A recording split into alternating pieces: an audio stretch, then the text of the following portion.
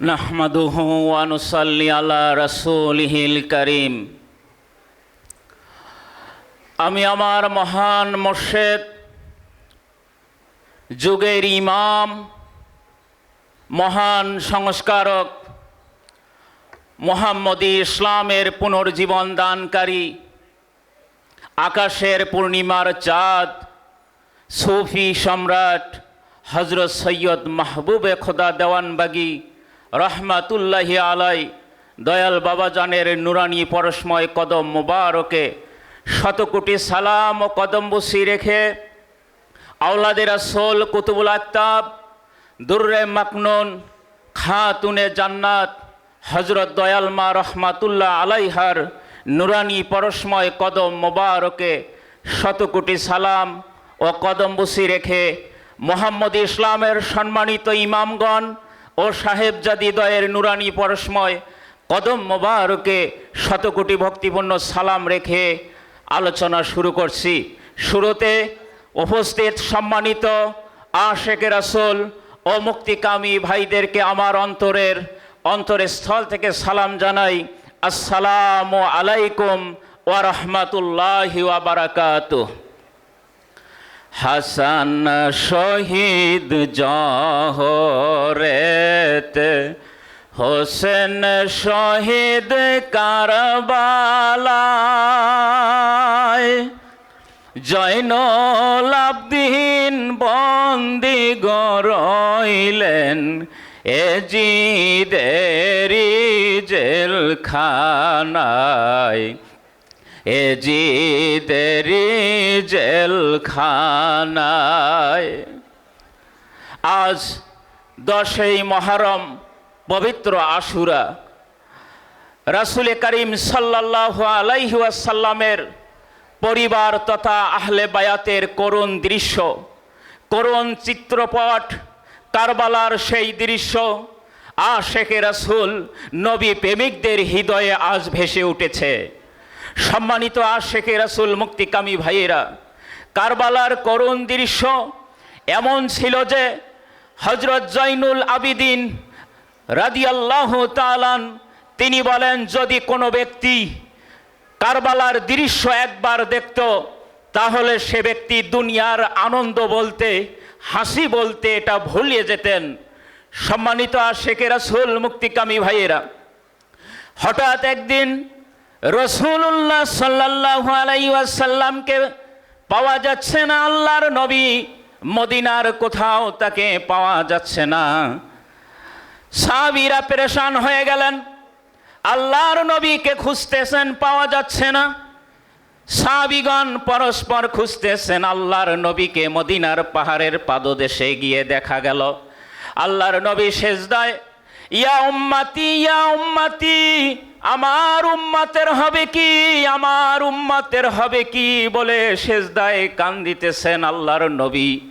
হযরতে আবু বকর সর্বপ্রথম আল্লাহর নবীর কাছে গেলেন, বললেন, ইয়া রাসূলুল্লাহি, আপনি মাথা মোবারক উত্তোলন করেন, আমি আবু বকরের সমস্ত সমর্থ, সমস্ত সহায় সম্পদ আপনার নূরের কদম মোবারকে দিয়ে দেব। ইয়া রাসূলুল্লাহ, আপনি তবুও মাথা মোবারক উত্তোলন করেন।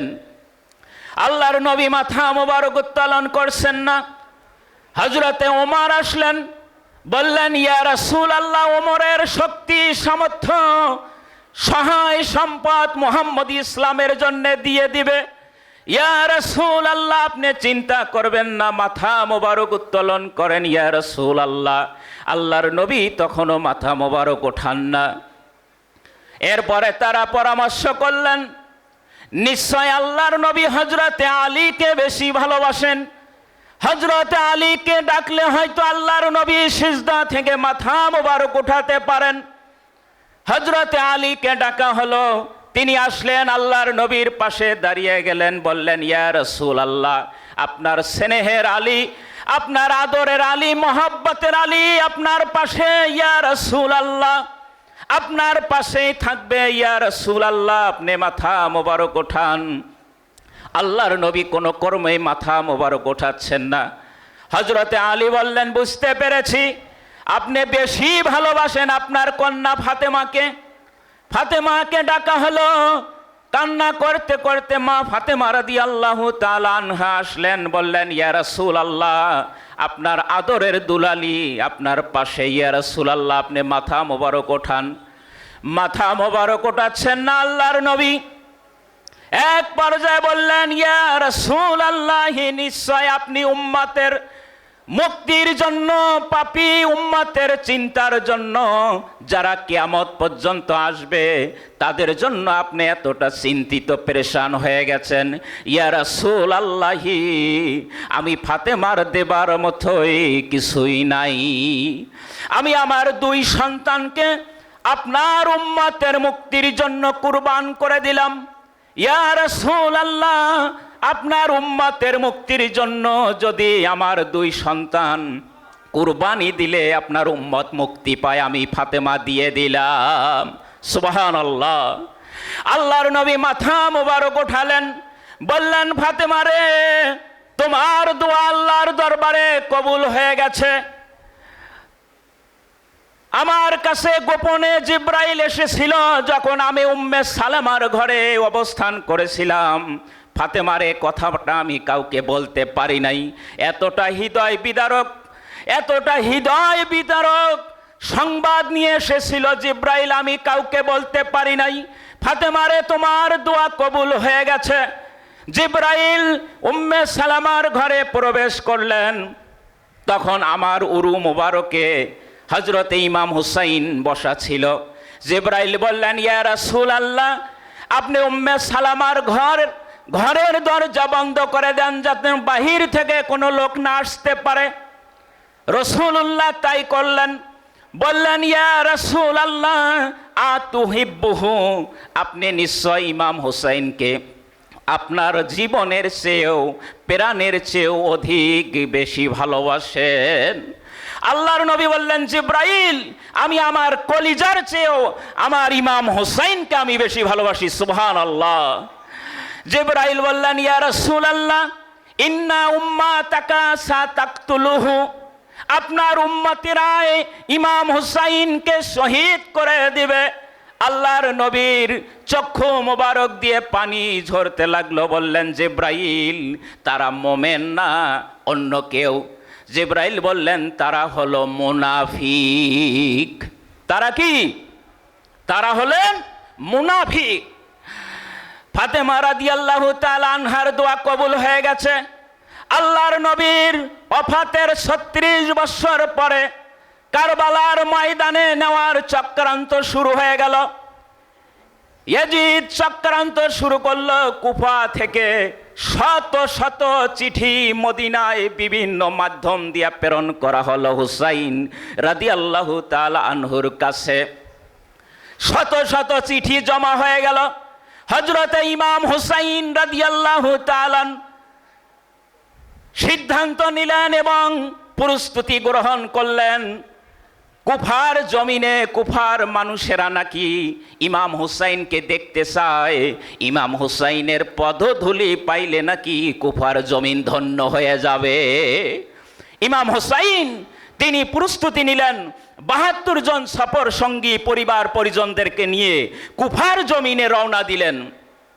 কুফার জমিনে রওনা দিলেন। কুফার পথ ভুলিয়ে তিনবার কারবালার জমিনে ইমাম হুসাইন পৌঁছে গেলেন। ইমাম হুসাইন রাদিয়াল্লাহু তাআলা বুঝতে পারলেন নানাজির ভবিষ্যৎবাণী কবুল হয়ে গেছে, বাস্তবায়ন হয়ে গেছে। তিনি তাবু খাটাতে নির্দেশ দিলেন। সফর সঙ্গীদেরকে বললেন তোমরা তাবু খাটাও। তাবু খাটানো হলো। বলা হলো মরুভূমি যেহেতু পানির সন্ধান করো, পাশেই ফোরাত নদী। ফোরাত নদীতে যখন সংবাদবাহক প্রেরণ করা হলো পানির জন্য, সৈন্যরা ঘিরে ধরেছে সীসা ঢালা প্রাচীরের মতো। সৈন্যগণ ফোরাত নদী অবরুদ্ধ করেছে। সংবাদ এলো ইমাম হুসাইন রাদিয়াল্লাহু তাআলার কাছে। এরপরে দূতকে প্রেরণ করা হলো। চারিদিকে দেখা গেল চারিদিকে 22,000 সৈন্য ইমাম হুসাইন এবং তার সফর সঙ্গীদেরকে ঘিরে ধরেছে। যুদ্ধ শুরু হলো। কয়েকদিন যুদ্ধ হলো। হযরতে আবুল কাসেম, হযরতে কাসেম শহীদ হয়ে গেলেন। নবী পরিবারের কয়েকজন শহীদ যখন একে একে আসতে লাগলেন, পরিবারের সম্মুখে পেশ করা হলো তাদের লাশ মোবারক। পরিশেষে ইমাম হুসাইন পিপাসার্ত, পরিবার পরিজন নিজেও পিপাসার্ত, ইমাম হুসাইন রাদিয়াল্লাহু তাআলা যুদ্ধে গেলেন। যুদ্ধে এতটা সৈন্য তিনি হত্যা করলেন, এজিদের অধিকাংশ সৈন্য তিনি হত্যা করলেন। ক্লান্ত শ্রান্ত পিপাসার্ত ইমাম হুসাইনের শরীরে শত শত তীর বিদ্ধ, কিন্তু হুসাইনকে দমন করা যাচ্ছে না। হুসাইনকে মাটির মধ্যে হুসাইন যে নুয়ে পড়বে এমন অবস্থায় তৈরি হচ্ছে না। তারা জানলেন ইনি বীরের সন্তান, তারা জানেন বীরের রক্ত যার শরীর দেহ মোবারকে তিনি মাটিতে নুয়ে যাবার পাত্র নয়। একবার যায় পিপাসার্ত ইমাম হুসাইন রাদিয়াল্লাহু তাআলা পিপাসার্ত ক্লান্ত শ্রান্ত হয়ে হাঁটু গেড়ে যুদ্ধের ময়দানে একটু বিশ্রাম নেওয়ার জন্য যখন হাঁটু গেড়ে জমিনের মধ্যে বসে গেলেন, সীমার এসে অতর্কিতভাবে ঝাঁপিয়ে পড়ল ইমাম হুসাইন আলাইহিস সালামের দেহ মোবারকে। এক পর্যায়ে তীর বল্লম তার শরীরে তীর বল্লম দ্বারা আঘাত শুরু করে দিলেন। ইমাম হুসাইন বললেন, এজিদের দুরাচারী সৈন্য সীমার এই দেহকে তীর বিদ্ধ করে এই হুসাইনকে শহীদ করে দেওয়া যাবে না।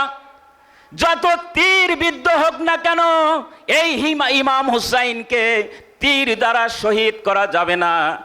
সীমার শোনো, এই দেহ মোবারকে কুল কায়নাতের নবী রহমাতাল লিল আলামিন প্রত্যেকটা জায়গায় তিনি চুমা দিছেন।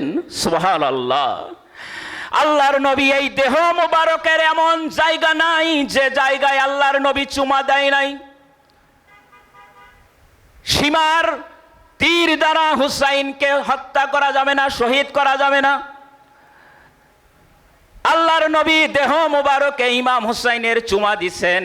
এই দেহ মোবারকে চুমা দেওয়ার কারণে শত শত তীর বিদ্ধ হওয়ার পরেও তিনি শহীদ হন নাই তীরের আঘাতে।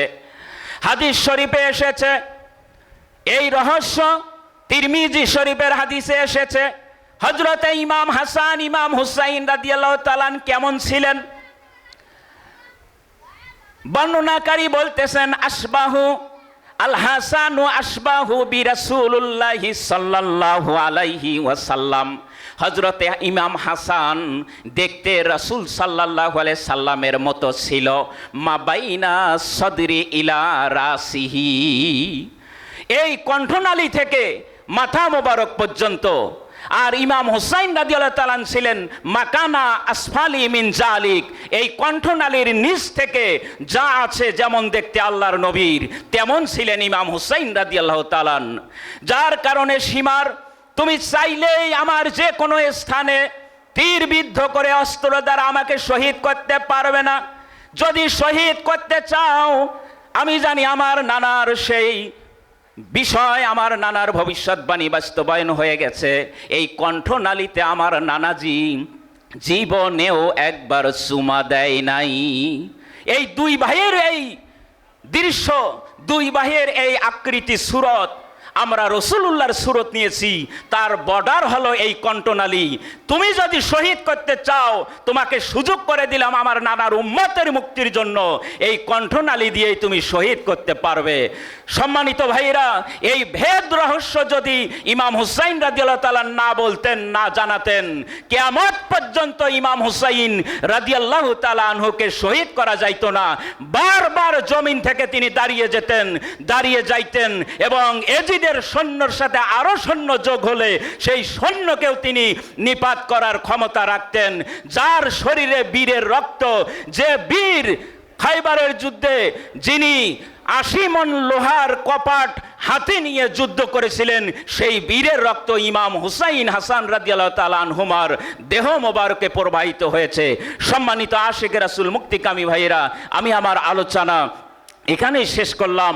আসসালামু আলাইকুম ওয়া রাহমাতুল্লাহি ওয়া বারাকাতুহু।